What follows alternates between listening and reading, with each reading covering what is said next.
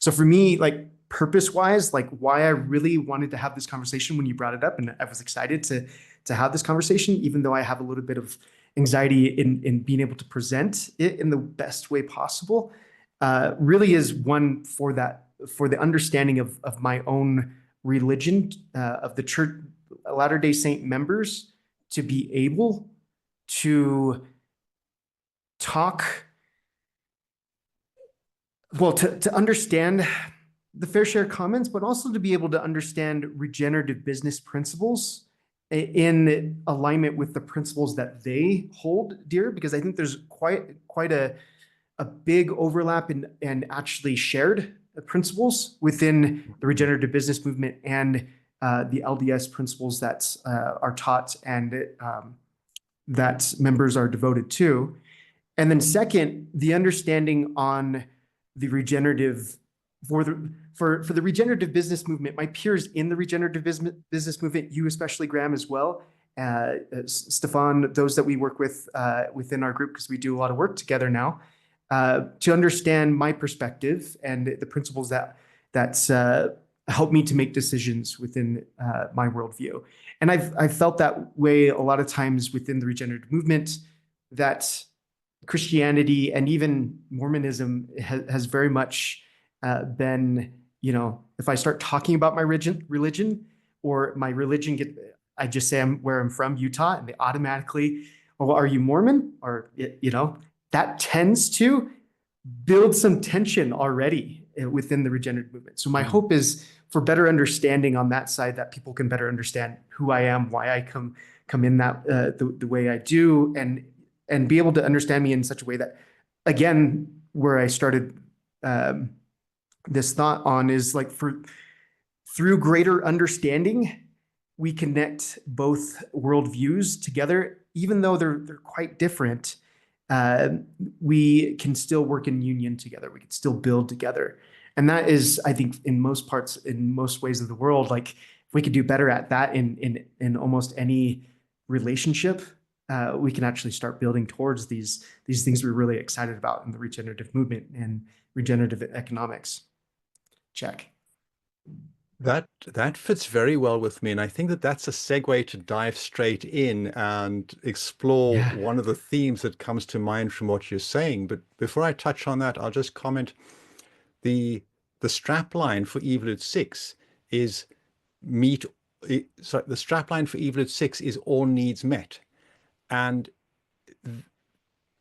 to meet all needs, we have to find ways for people who are quite different in their belief system to collaborate without that difference in belief system being a barrier. And even more, if you look at nature is regenerative because at a total biosphere level, there is a high level of collaboration between, say, the lion and the springbuck. Yes, the lion eats the springbuck and the springbuck eats the grass, and the grass gets fed by the dung beetle that eats the waste of both of them. And so there's a level of opposition and competition between them. But at the same time, at a bigger picture level, they're in very deep collaboration with each other.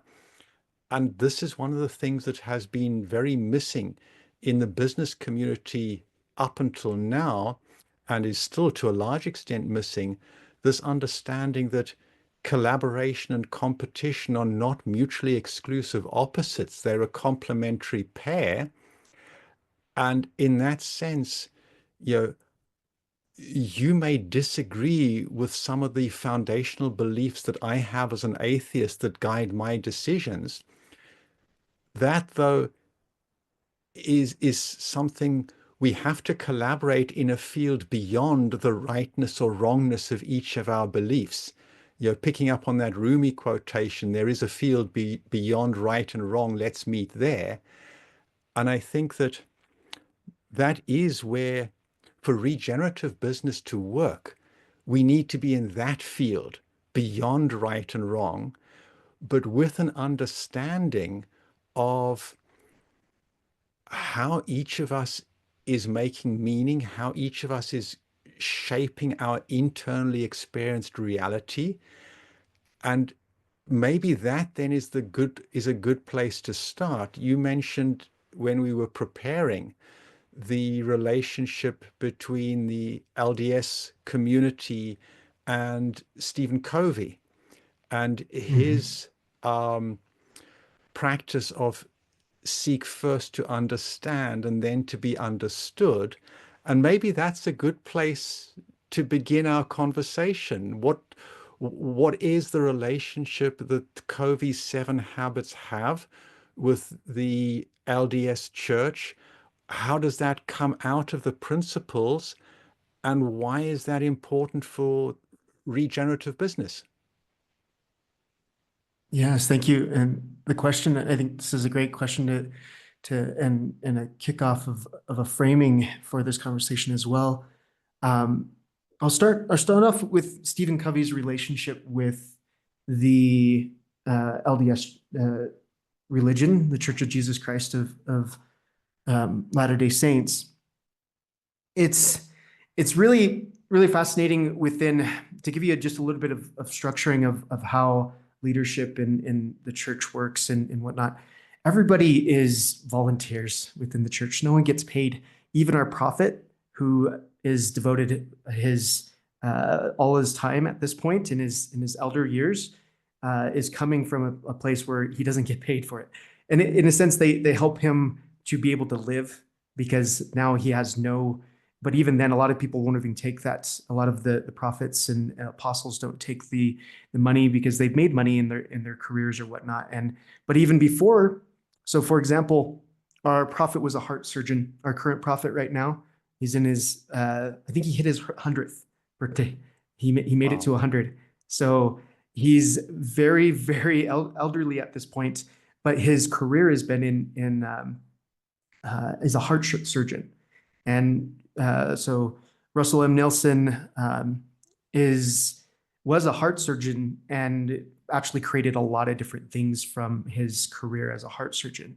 Now, Stephen Covey, um, and he has also passed away, but he wrote the well famous business book and self help book, Seven Habits of Highly Effective People, was in our religion. He took, I'm not even sure his callings within the church, what his leadership roles were, but we are given callings in the church, and it is a choice for us to take those callings on top of everything else that we're doing in the world, right?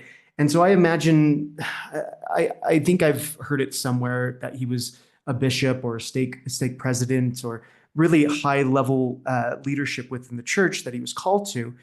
But the challenge with that is there when you're he's taking on the principles and then he has to now exist in the world within his leadership. And it's Stephen Covey was a very devout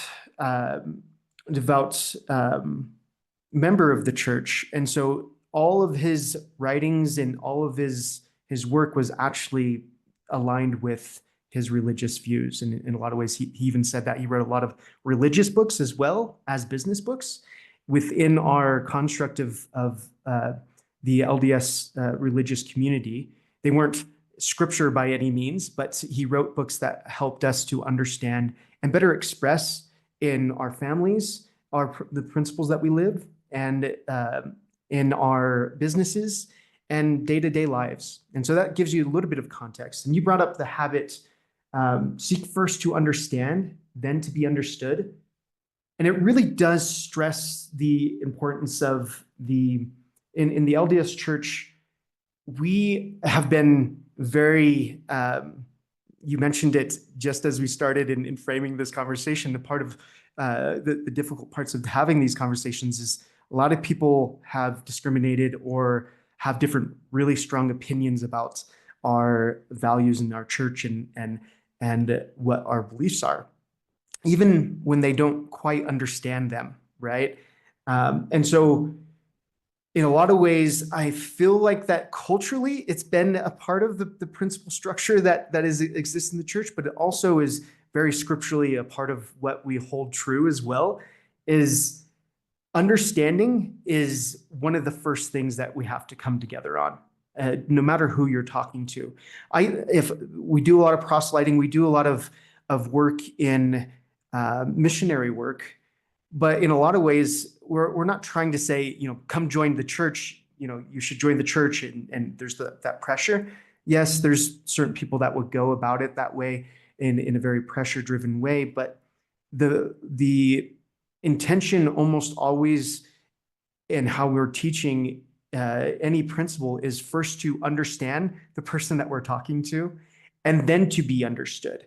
And there has to be both of those in order for us to really have any type of relation or union in doing whatever, even if you choose to believe a certain way. I should still have a deep enough understanding and love for you to be able to have a connection, right? And likewise, I respect that on the other side, to be understood.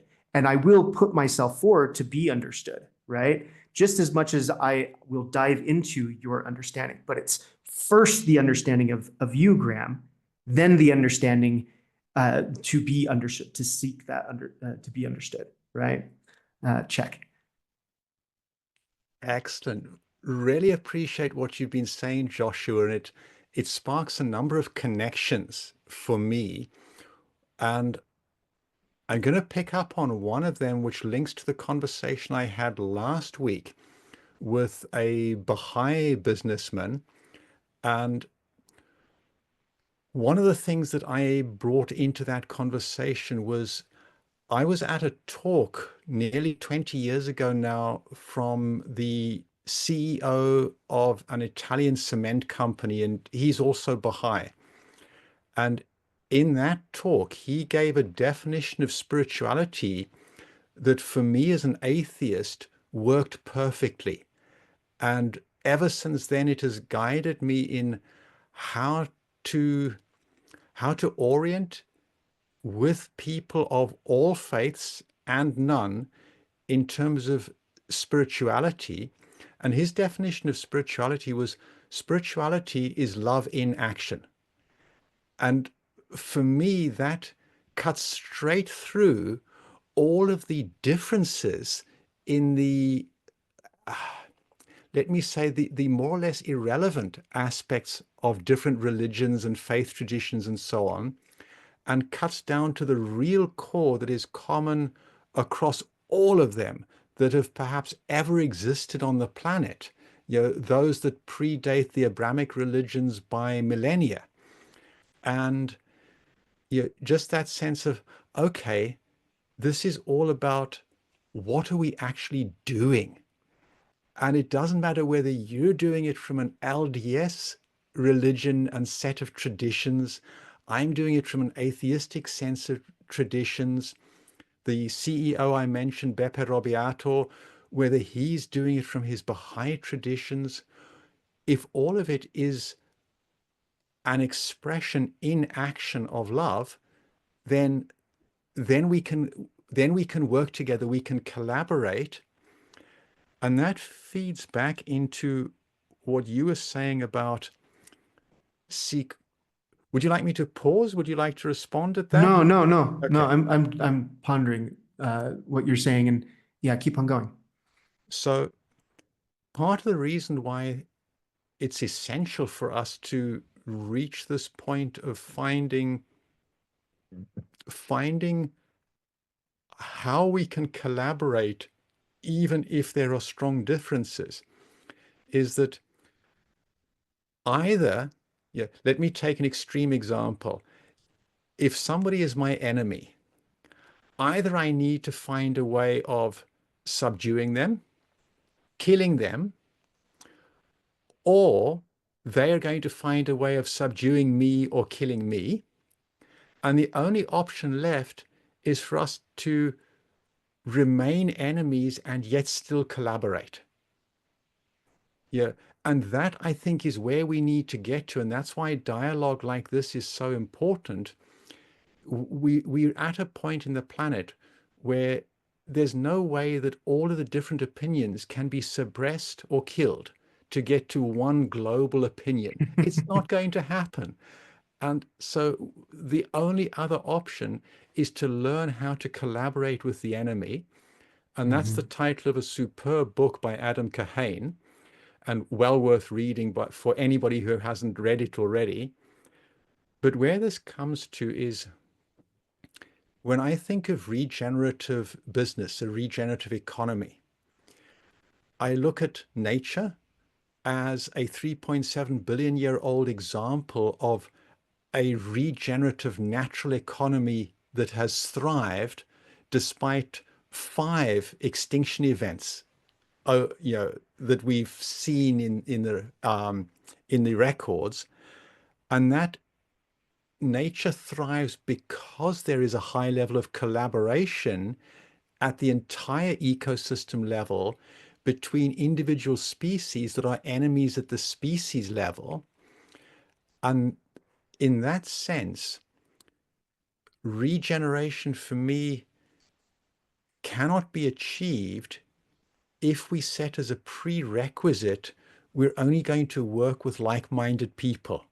We're only going to Mhm. work with people that we like, trust, and agree with. That's not going to happen.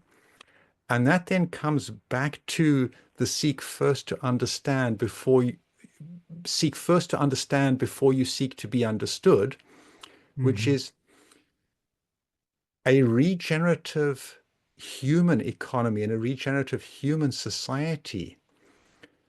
Part of what regeneration has to include is regeneration of each individual human being and regeneration of the society and the culture. And when I talk about regenerating a human being, what I mean is really when I regenerate myself, what that actually means is that a new part of myself grows and an old part of myself that is no longer serving me well begins to die off. It becomes composted. Who I was 40 years ago is not really the same person that I am now at 60. You know, so much of my 20-year-old Graham has died off, and it had to die off so that the 60-year-old Graham could grow. And to the extent that I'm um, still, let's say, carrying a dying 20-year-old version of me, that may well be holding me back from being the full expression of my 60-year-old me.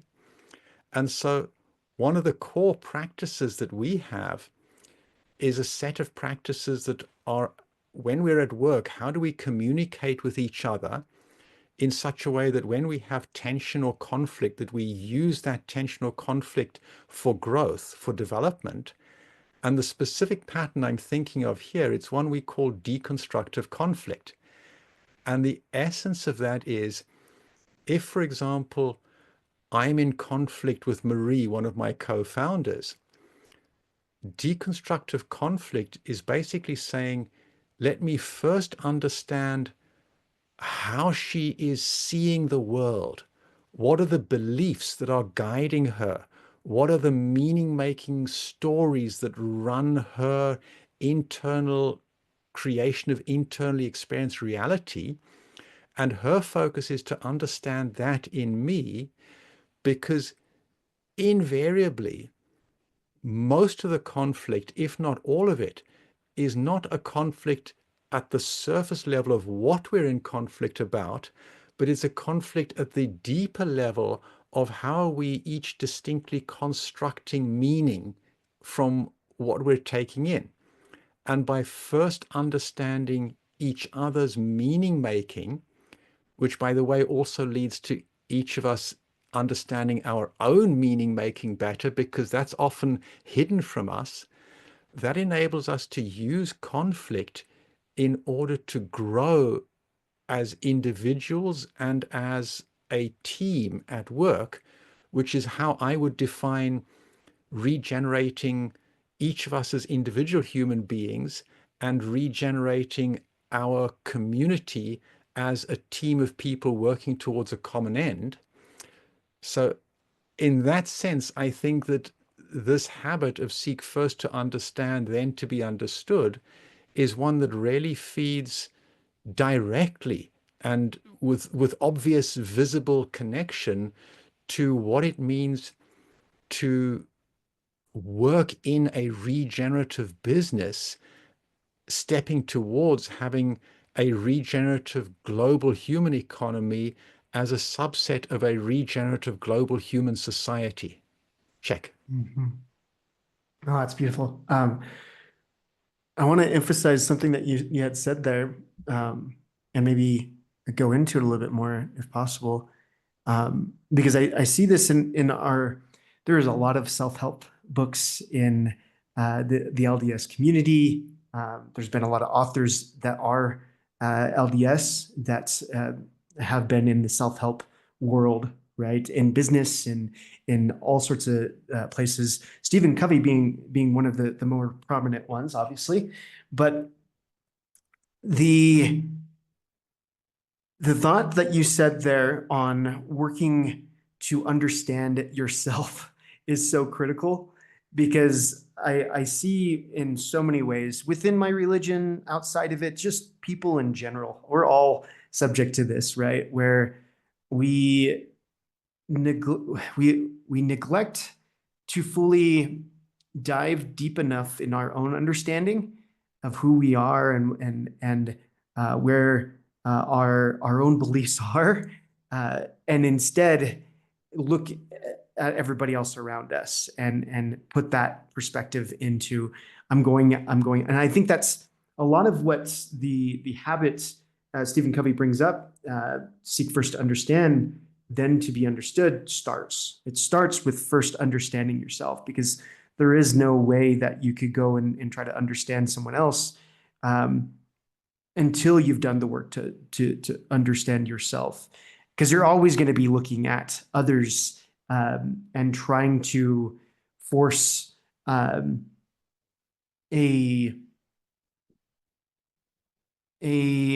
deep misunderstanding of what you want others to be in a lot of ways, or you're always looking to force a worldview that fits or makes it easy for you to understand your current existence, right? Instead of first being, you're always gonna.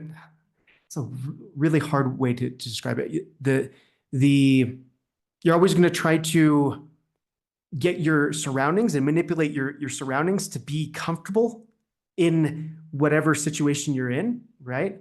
Rather than understanding yourself deep enough to be in a place that you could be very uncomfortable in, but still be able to be secure in your own beliefs and your own structures, right? And that's really, really hard to do. It's a cultural challenge within the LDS community, with certain areas of, I would say, I would say, oh, there was a conversation, a podcaster within my religion that I was listening to, that this was being brought up. But there's bubbles within our church where everybody, you're around the same type of people always that believe in what you're doing and believe in the same principles and structures. But then when they step out of those structures, they lose all sense of who they are, and it's really difficult for them to get in, and they fall away from their faith in a lot of ways, and because they lost a really strong part of being able to understand why they actually believed what they did until they were out in situations that challenged them in a lot of ways, right?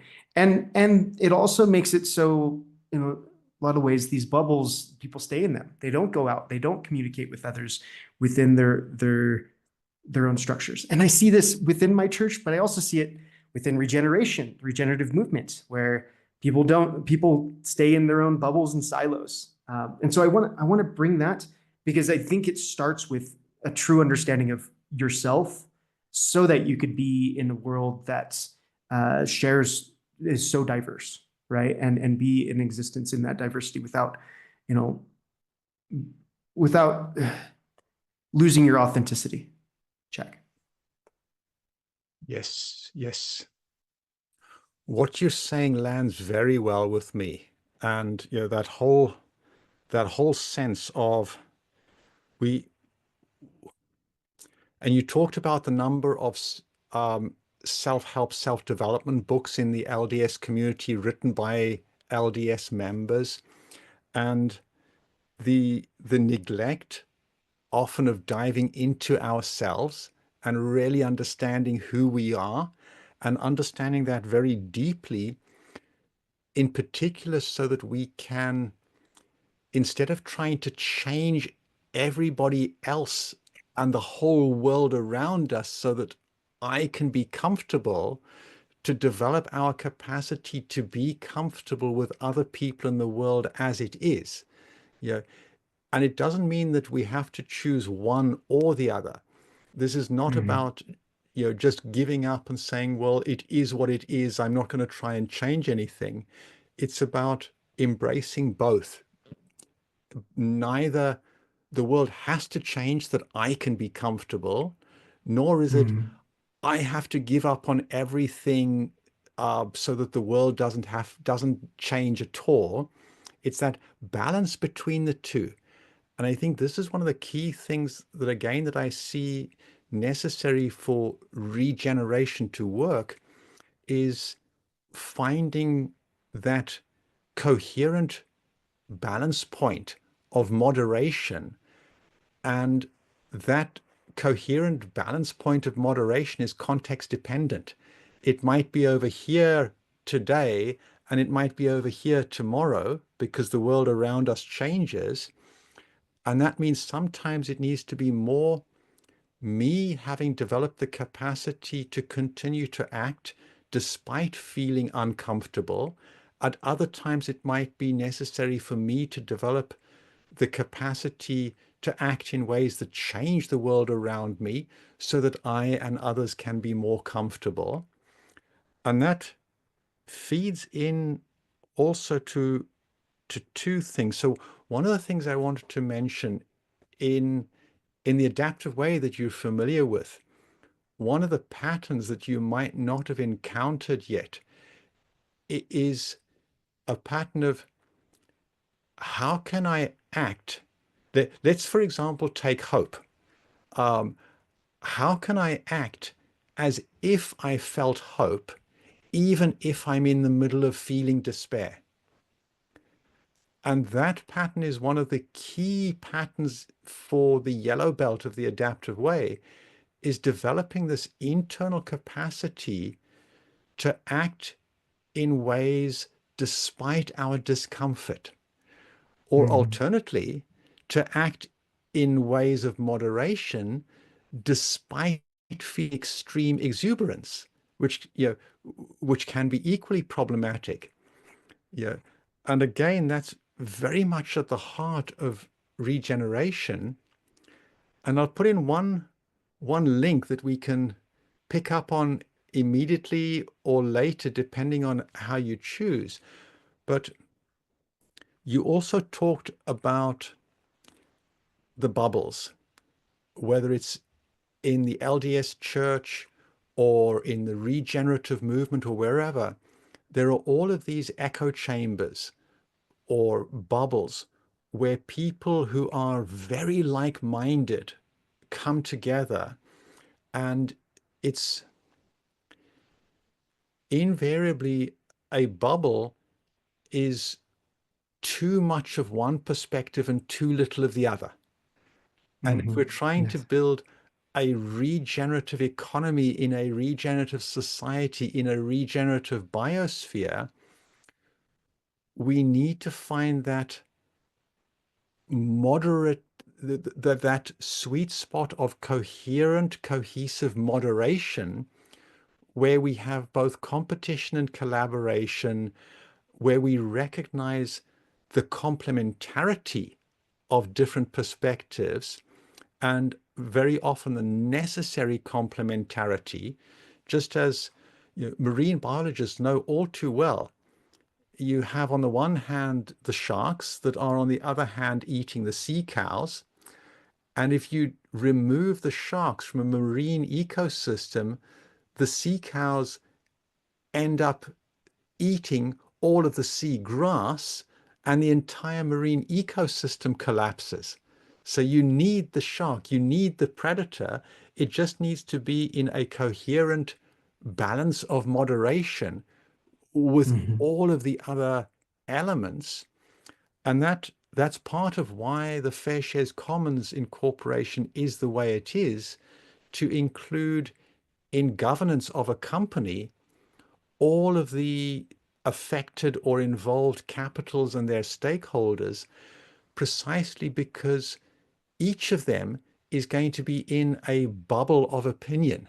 And only by bringing all of the bubbles together with a very powerful governance process can we get enough conflict and dissension into an annual general meeting of the company to have a realistic hope of success. And the last thing I'll say, there was one of the American presidents, it may well have been Roosevelt, I'm not sure, who was who apparently used to say at the end of some meetings, he would say, I don't think that there has been enough dissension and conflict in this meeting. We clearly don't understand well enough what we're talking about. Let's reconvene in a couple of weeks' time once we have understood enough to be in conflict about this. Yes, yes. Oh, it's interesting. Uh, you brought up a lot there. So maybe we unpack the latter part, and then you help us bring back towards um, the first part, because I'm more focused in, and I remember more what we were talking about just right now, and it brings up lots of different things with these echo chambers that and bubbles that are very challenging within any organization, within any community, and with any bioregion that we can even see when we're patterning.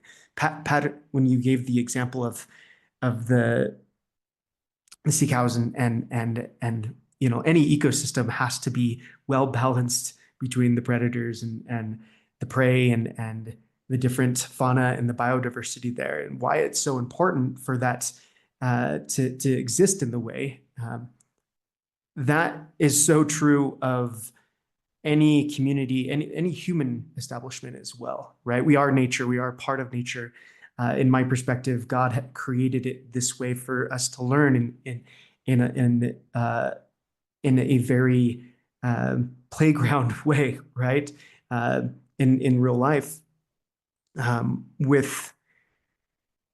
with that in mind, there's some things in the church that I see, and with your Roosevelt, I'm not sure what president, because we're not entirely sure. So we'll just say a president of the U.S. Running meetings that way.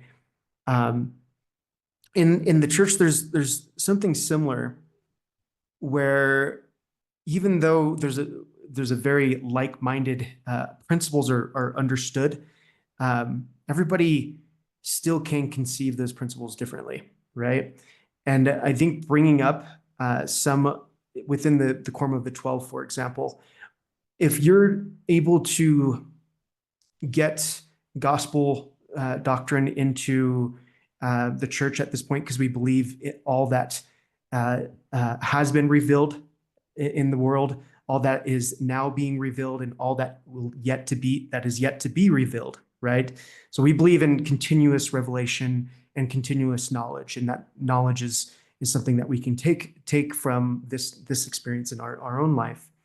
And we also respect the intelligence of every single person around us, right? And that's a part of why we also seek to understand before we are understood, because we're lacking a full understanding until we understand the person that is in front of us, until we understand the other. And so when we're coming together in these spaces, the quorum of the 12 is our governing body within the church, right? The president of the church, and then there's the quorum of there's the first presidency, and then the quorum of the 12. So that governing body meets together, and for anything to actually get into gospel doctrine or to be put out into the church, and decisions to be made within the church as well, to actually do full consensus, which is a really interesting way to go about it. And I know you have thoughts on full consensus as well, but within that governing body, it actually brings, because they have shared principles, they're usually on the same page on a lot of different things, but because they have to build consensus, and they're very diverse in the frameworks that they're coming in and the understandings and the businesses that they've developed in their own personal lives, there's usually a lot of conflict, and they've have talked about this, and to get towards consensus. And usually it's a really long, drawn out process for decision making because of this, right? Which doesn't usually work for business settings. So I'm not saying that I would set that up in a business setting, but what that does in helping to get to the truth of things, I think is really important to be able to feel understood and to have understanding. And you have to really be able to clearly articulate yourself to be understood, but you also really first have to understand who you're talking in front of people. And there's an example of this that I was recently I can't remember, one of the prophets or one of the apostles was talking about this discussion that they were having, and just how weird it was to go into that situation where they were almost at each other's necks with conflict in what was happening, but there was this sense of love and like understanding, or trying to understand, and like asking questions and the intent behind that. And I think that's, in a lot of ways, within small groups, we can actually probably get closer towards consensus than we probably can in larger groups and businesses and those types of things. But as much as we could, I think that's a really great way of going about being able to truly understand someone and then be able to make a decision. Because if I really truly understand you, Graham, and we're building our relationship each time we talk, but as I do, we can make clearer and better decisions together, even though you're an atheist and I'm a member of the Church of Jesus Christ of Latter-day Saints. I believe in Christ, right? And that is fundamentally true for almost every relationship. The deeper I understand someone, regardless of their belief structures, I can work with that person much more. It's like, even, what's The Art of War? Who wrote that book? Like, that's one of his things, is to know your enemy better than you know themselves, right?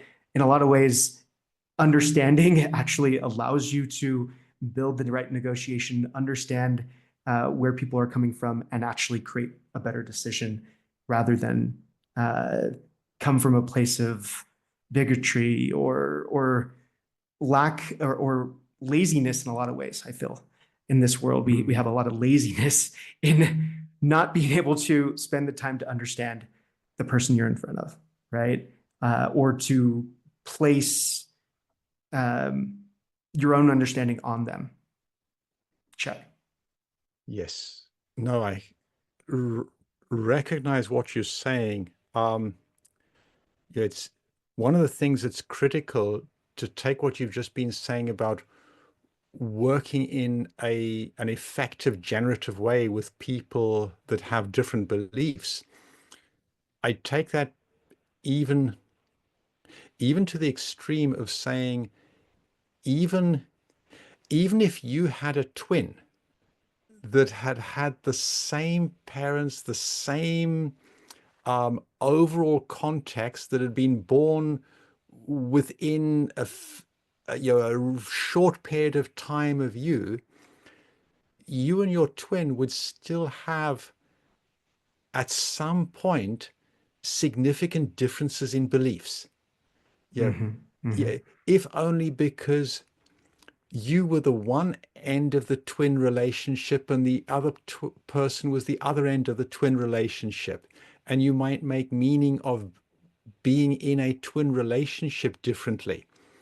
And so, in that sense, no matter how close you are to somebody else, there's always going to be some difference in that person's internal reality, internally experienced reality. And I think that that's one of the key things that is necessary to get to a regenerative economy is this recognition that those differences are necessary and healthy.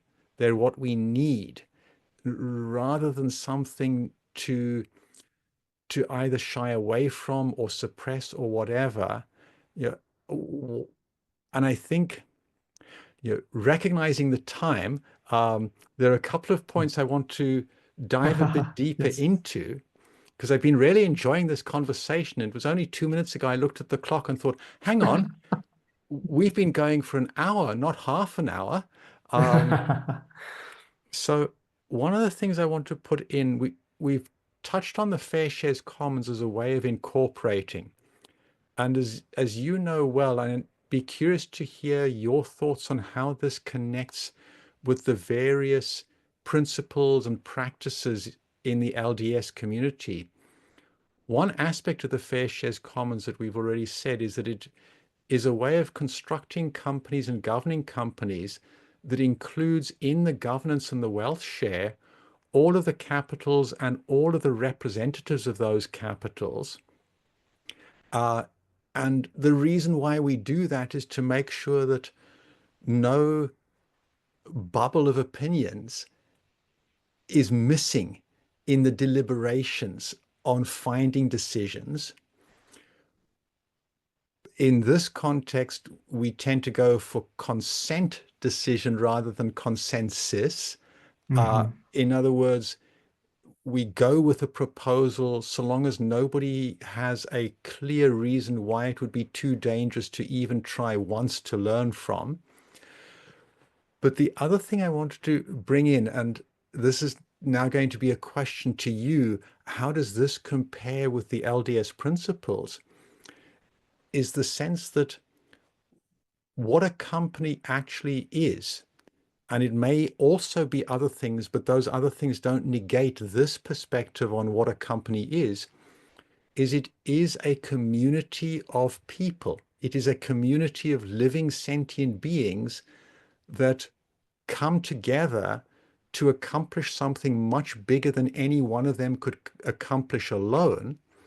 So in that sense, looking at a company as a community and recognizing that when a company is incorporated, it is granted legal personhood. In law, it is in the category of legal persons rather than the other category of legal things. And that both of those together are saying when you incorporate a company, the incorporation and looking at it as a community of people means that it's not property. And so there's the question of why do we regard companies as property, and we can touch on that next. But I'd be curious, what do you see in the teachings and the principles and so on in the LDS world that either contradict this idea of seeing a company as a community and therefore not at all applying any of the concepts of ownership or property to it? Uh, what contradicts, what supports it within the LDS world? Check. Yeah, well, let me go back to at least how I when I started to more understand it or look to understand your your frameworks and how it aligned with the regenerative business movement and why it was necessary for businesses to be structured in a fair share commons way. And using my own perspective from the LDS Church, I think would help me to unpack that question, Graham. And really, so if I look back, why it was important for me to investigate and understand the Fair Share Commons for my own business structuring and for my own projects and the projects that you and I share together. It was really, it goes back to within my faith, we're very principles driven, and principles being those things that are eternal, right? Is how I would say it from a LDS perspective. How I would say it from like a regenerative perspective is that it is based on natural principles, right? That exist and will continue to exist and always exist. That these are natural laws, right? And there's if we look at how true things are found in the world, and we understand true things, it usually comes from a principles-based things that have an eternal perspective, right? You look at how we found the periodic table of elements, right? It wasn't just by randomly organizing things on what we felt would be. It was actually trying to find the inherent laws that governed matter and those pieces, right? And it's the same when we don't know something. There has to be a bit of faith and a bit of hope, and those are really strong principles that the church really is based on. And I don't know for sure that the Fair Share Commons is the absolute answer to all of these challenges in business and collaboration and bringing. But I have hope that they are principle based, that they're based on principles that are eternal, right? That are something that is not going to go away really ever, right? Things like stewardship and respect for all living creatures and beings, the engagement in how we govern ourselves in love. And I see that very much in the Fair Share Commons model and the governance structure, helping us to more easily look at each other in those ways, rather than in ways that would look at our divisions and dig into our divisions, right? And so it sets a really great ground based on principles. And because it's principles driven, that's what really drove me into exploring it, right? Because it wasn't at face value. It wasn't things that were, this also is a part of Stephen Covey's thought as well. And it's part of the LDS belief structure as well. As character is a huge piece of what we try to embody. And the difference between personality and character is huge. Personality is what other people can see on the outside. Character is what you can be understood over time as you engage, and it's the decisions that you make. And so if you're making decisions that are principle-based, things that are eternal, that don't change, you're going to end up with a better answer, even if you don't know, right? And there's a bit of hope in that. It's like we're yet to see some Fair Share Commons model take a really strong root in the world and be in a lot of businesses and see the hopes that we have for it. But faith is actually understanding and knowing without having the actual answers, without having in front of you, for example, God. If God were in front of you right now, you would believe in God, right? There's no doubt about it. So it requires faith for us to be able to know something without it actually existing in front of us. And so I have faith in the principles that are eternal, that will lead to the right outcomes. And I know for me, that aligns with my belief structure and why I would dive more into this type of structuring, and why I'd want to see more of the Fair Share Commons model in business structuring for businesses that are LDS leader led, right? Or organizationally, I'd like to see it within my church, some of the governance structures being held. We do some things, we do sit in councils and circles in a sense to solve challenges within our own church even. And I would like to see those conversations be applied into this kind of structuring, and what you've created, I think, is very principles led, Graham. So I'm going to check there because I think that I covered why I believe there's a connection there between my belief structure and why I'm working with the work that you've built. I'll pick up on that. And you're right, the Fair Shares Commons is very principles led. Principles are at the heart of the Fair Shares Commons. You know, one of those core principles, as we've discussed, is all of the different opinions, groups of people, capital affected by a business operations need to be part of the general meetings. And it's precisely because of what you're saying, especially in the highly volatile, rapidly changing world we have today, we often cannot get to a point where we know that we have the right answer, but we can get to a point where we have sufficient confidence that we've included all of the perspectives and we've explored all of the different perspectives and the dissent and conflict between them, and come to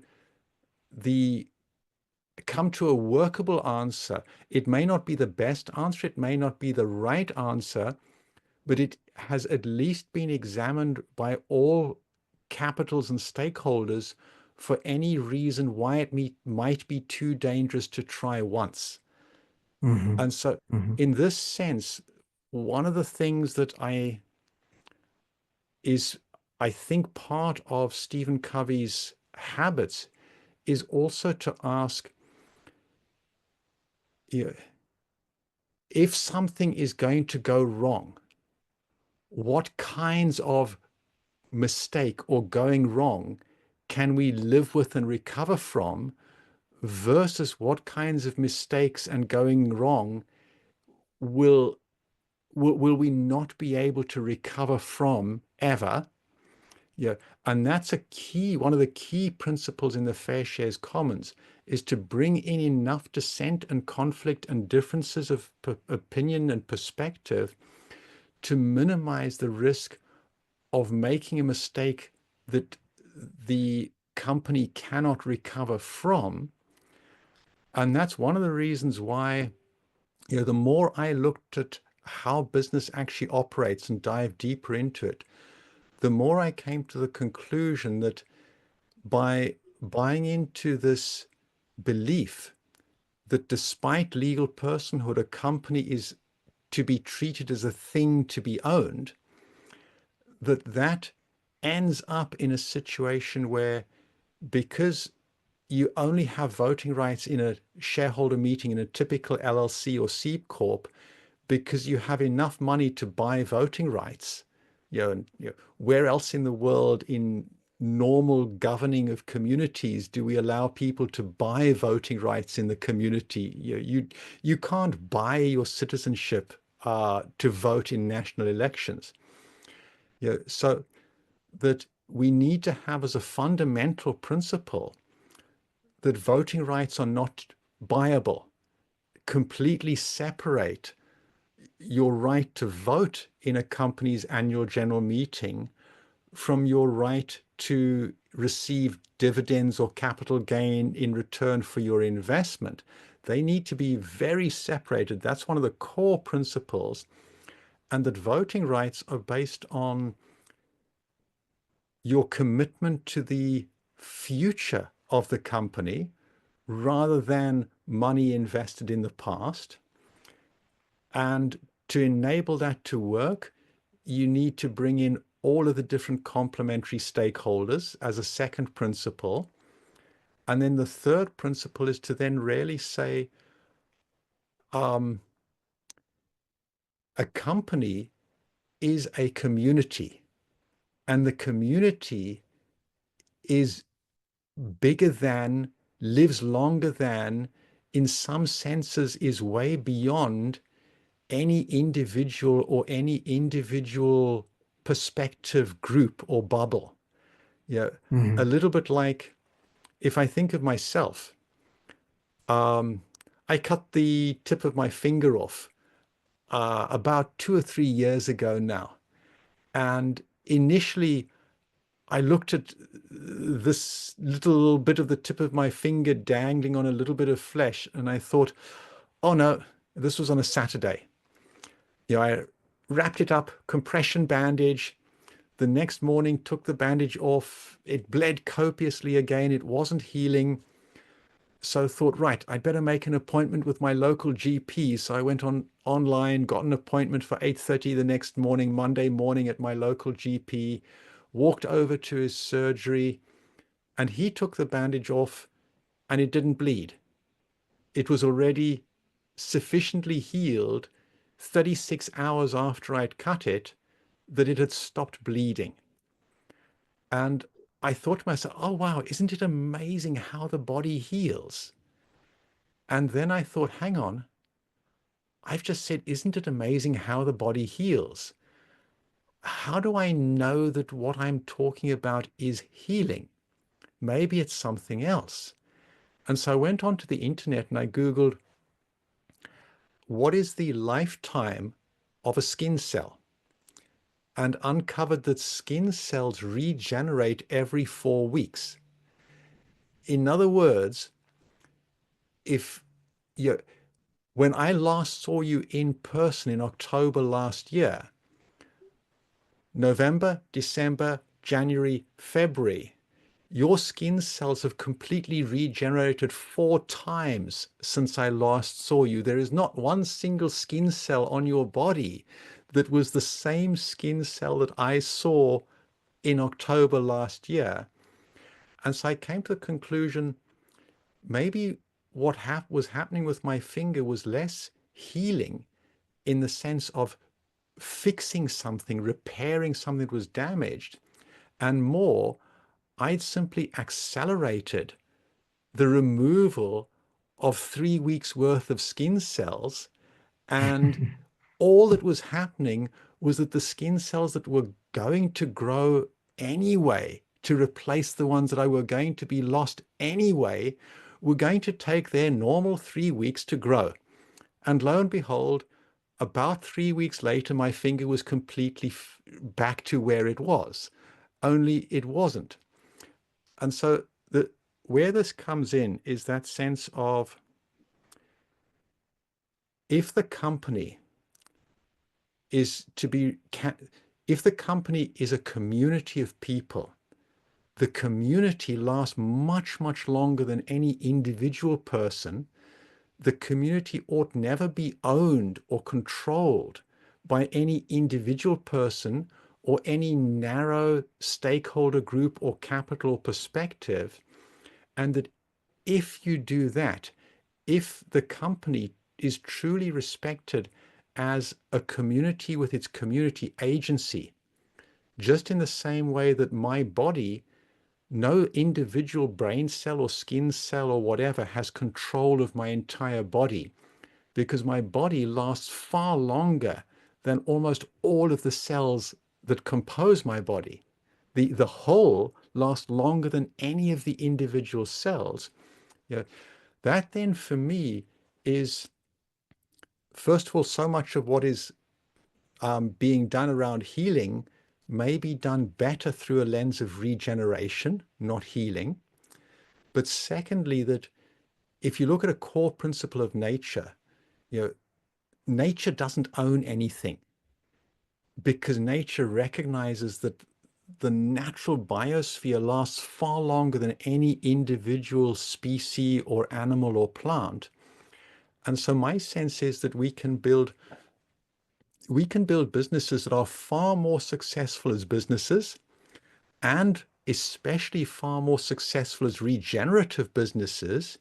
Even more, we can remove the perceived conflict between profit and regenerative outcomes, if we really regard the business as a community of people working together for an outcome that is greater than any one of them could possibly achieve, and that any concept of ownership or property applied to that community is only going to limit its capacity to do that, not increase its capacity. So those were some of the core principles behind the Fair Shares Commons. And I'll say check there, and curious where this lands with you. Yeah, so I feel like it would be really hard for me to convey the um, the principles that are aligned with the reasonings for Fair Share Commons. We've talked about several of them here in our conversation, but specifically to the ones that you're talking about here, and specifically towards the governance structure of ownership within the ecosystem or within a business. I say ecosystem quite a bit because that's how I view it, right? And that's not Mm-hmm. necessarily how the LDS Church would or LDS religion philosophy would view it as well. But ownership within the church's standards, within business and those types of things, within the church, there truly is no ownership in a lot of ways. In No fact, one owns the LDS Church. no, no one owns the LDS Church. Not the prophet, no one owns the LDS Church. Um, and well, if you're going to put any ownership on it, it is the Church of Christ, right? So Christ is our governing leader. He's the only one that could lead in that capacity, because we look at him as a perfect being, someone that doesn't have the many flaws that we have and that we're here to learn through. Um, and so if you're to place it that way, Christ would, I don't even think would call it ownership, but he would lead. And the way he would lead is by allowing us to govern ourselves, right? Allowing us to learn the truth, and he would teach us the correct principles, the truth. We would actually be revealed full truth. And that's part of our existence here, is to get towards a closer understanding of what pure truth is, what things aren't. But we can't in our current existence, or we can't do that without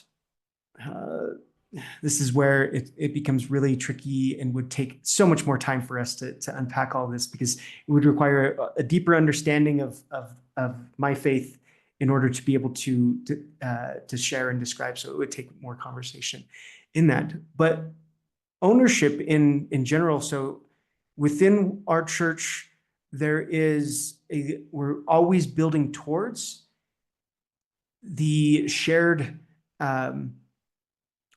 existence and our time, our means, of our ability together. And so one of our covenants that we take and we hold it, and a covenant for us is a promise between us. So we promise God, and God promises us things in return. So it's an equal exchange, right? And we covenant with our Lord that we will share and give of all that we have, right? And so that is something that is almost too difficult to do in our current present state, right? With our realities, but it is how we see when Christ returns. That's the life that we will be able to exist in. I don't believe all needs can be met in this world that we currently exist in, because of chaos, because of all of the different factors that are there that allow for our free will and ability to be acted on, as well as to act on others, and all of those really sticky and messy things that is life and existence, that not all needs can be met at this point. But I have faith that all needs can be met eventually through an eternal perspective, right? So I believe that we are eternal beings, that we can get to that point, and that we should be always working towards that point. And that I covenant what I can't do. I know a all-knowing God, and that has the truth can help me to get towards that, right? So one of the biggest things around ownership is, especially within businesses, and the perspective of a Latter-day Saint, is that we truly own nothing in this world, that we are only stewards of it, but we have to exist within its current constructs as it is right now, as we try to move faithfully towards what we believe to be true. That all needs can be met is a truth that we believe in as well, but that it can't happen in the current existence that we have, but doesn't mean that we shouldn't strive for, if that makes sense. I know that's a hard way to place it, but it also, I think, aligns with what the Fair Share Commons is. It's helping us to get closer towards that truth of all needs can be met. Yes, that sits very well with me. I agree with you. I don't believe that in fact, I very strongly do not believe that we can get to a point where all needs are met. And part of why I believe that is, again, if I look at nature, for nature as a whole, nature's needs are all met. But when you then dial down to the level of an individual animal or an individual plant, the need of the blade of grass to not be eaten and the need of the springbuck to have grass to eat, you can't meet both needs simultaneously. But at a bigger picture level, in terms, let's say, at the big picture principles level, the needs of life to continue are being met precisely because in that specific instant of this blade of grass and this springbuck, either the grass needs to live longer are met and the springbok doesn't have food, or the needs of the springbok to have food and live longer are met and the blade of grass doesn't. So there is this dynamic tension and interplay that is at the heart of any regenerative organism in all of this. And one of the other things that struck me in what you were saying, two things that struck me. I'll start with the first and then move on to the second and introduce another aspect of this. So you said, well, if anything, if there's any place where you could start to talk about ownership of the LDS Church, it would be at the level of Christ, that Christ could conceivably own the church. And then you said, well, but actually, that wouldn't be the perception that Christ would have, that Christ is owning the church, and rather that Christ would be leading the church in such a way that everybody could develop themselves, learn from experiences, grow, all of that. And that then triggered the thought in me of, well, who on earth is any human being to think that we have the capacity to own a community of other human beings when we say Christ might be the only being that could conceivably conceive of that, but precisely because the because a being with the qualities of Christ is that kind of being, they would not begin to actually express that in action. So I'm trying to say, in essence, what I heard from what you were saying is that the only being that has the capacity to wisely own, because they have that capacity, would never try to own. Mhm. Exactly, exactly. It is a very it brings out the flaw of ownership in and it's so deeply uh, constructed into our way of living and being that we own land, we own so many things, or we try to own so many things. In reality, we don't own anything. We are all here as stewards of those things, and and in relation to those things, right?